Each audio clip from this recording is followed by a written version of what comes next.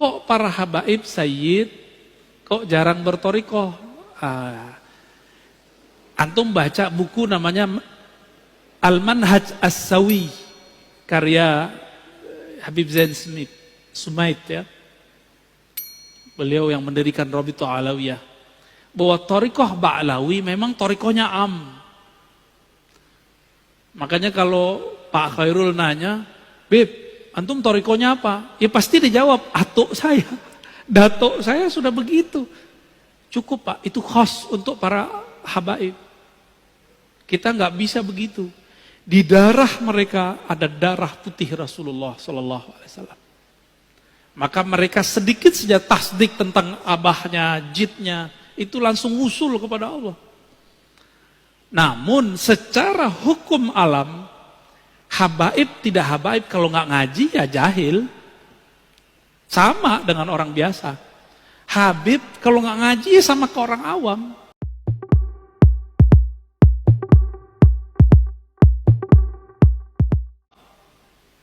Tapi kalau Habib ngaji, kita kalah langsung, Pak. Kenapa kita kalah langsung? Karena dia punya mahabbah yang tinggi kepada jin-jinnya dan Sayyid al-Alamin baginda Nabi Muhammad SAW. Kalau kita kan mencoba mencari rasa dulu. Tapi untungnya Nabi menyebutkan nasab itu ada dua. Ada nasab warasah, ada nasab jisim. Ahlu bait. Maka ahlu bait ini ada dua. Ahlu bait biologis. Bin. Asegab, Atos, Haddad, Aidrus. Ada 200 ya. Berapa tuh? Banyak banget itu. Ada Al-Mahjub. Ya, ada Bazara'ah. Macam-macam. Saya ke Prancis ini ketemu Bazara'ah. Tahu-tahu orang mana Pak? Orang Makassar. Habibnya diganti pakai gelar Andi. Jadi Andi itu di Makassar dulu itu pengganti gelar Sayyid Habib. Seperti di Banten diganti dengan Raden. Jadi sebenarnya Raden-Raden yang ada sekarang itu Sayyid Syarif. Namun ada yang jalur yang kuat, ada jalurnya dianggap kurang kuat oleh Rabithah Alawiyah, jalur Azmat Khan itu kurang kuat ya. Tapi kalau bagi saya semuanya zuriat Rasulullah saya hormat dan saya angkat tangan kepada mereka ya. Karena khawatir ini pesan Rasulullah sallallahu alaihi wasallam. Jadi memang ijazahnya thariqah Ba'alawiyah itu am. Kalau mereka ngambil am, ya dapatnya am. Kalau mereka mengikuti jid yang aslinya, siapa jid aslinya? Sayyidina Ali. Sayyidina Ali ngambil talqin jamaah atau talqinnya khas tadi. Ngambil talqinnya khas, fardi, berdua dengan Nabi. Maka Sayyid Habib yang ideal, dia punya guru spiritual yang mentalkin dia secara khas. Baru tergabung dalam dirinya Habib zahir dan batin. Kalau enggak, antum bisa lebih tinggi derajat kerohaniannya dari seorang Habib, bisa. Tapi jangan GR dulu, dia punya jid namanya Ali. Punya jeddah namanya Fatimah. Itu beres urusan mereka tuh. Punya Hasan wal Husain yang Nabi katakan Sayyidah Syababil Jannah. Jadi mereka kirim Fatihah aja atau salawat kepada Nabi, lalu keluarga Nabi langsung bergetar itu dirinya. Coba lihat Al-Habib Umar. Setiap salawat beliau sudah hanyut Pak. Hanyut beliau langsung. Karena cerita tentang jidnya beliau. Baginda Nabi Muhammad Sallallahu Alaihi Wasallam. Namun hati-hati para habaib sayyid ini jangan mengerdilkan rahmat Allah. Kan ada tadi jalur zuriat nur yang turunnya ke ulama meskipun bukan anak biologis Rasulullah. Makanya dulu para sadah, para asyraf, mereka juga berguru ke kiai-kiai yang bukan sayyid. Kenapa? Mereka menganggap walaupun saya sayyid, antum pewaris ilmu jid aneh, gitu ngomongnya. Maka mereka pun juga ngaji kepada para masyaikh, para kiai yang bukan sayyid. Karena pada hakikatnya pewaris Nabi itu bukan pewaris jisim saja, tapi al-ulama warasatul anbiya. Siapa saja yang ada nur khasyah, rasa takut kepada Allah di kolbunya, dialah pewaris Rasulullah yang sebenarnya. Meskipun tidak ada sayyidnya, tidak ada habibnya. Jika nanti dikumpulkan di hari kiamat, yang pertama Nabi panggil ya dia. Kira-kira begitu, ya. Jadi kita nggak boleh suuzon Pak sama habaib, nanti suul adab Pak, gugur semua torikot Bapak nanti, zikir-zikir Bapak hilang ntar, sholawatnya nggak nyampe. Nah ini terakhir saya jawab, ada sebuah sholawat yang diajarkan Nabi, hadis Sahih Bukhari Muslim. Apa kata Nabi? Bacalah sholawat, Allahumma sholli ala Muhammad wa ala alihi wa azwajihi wa dzurriyyatihi.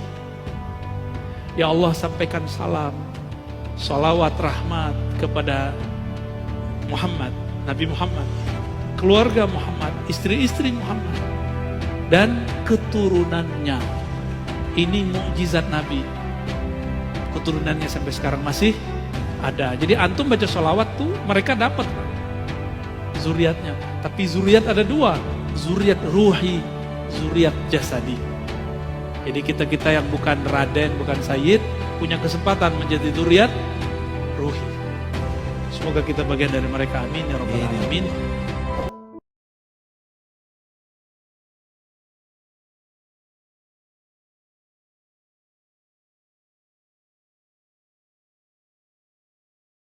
Ternyata Abu Yadim Yati, kalau ditanya torikohnya apa, bukan Syazili, bukan Qadiri, bukan Naqsyabandi.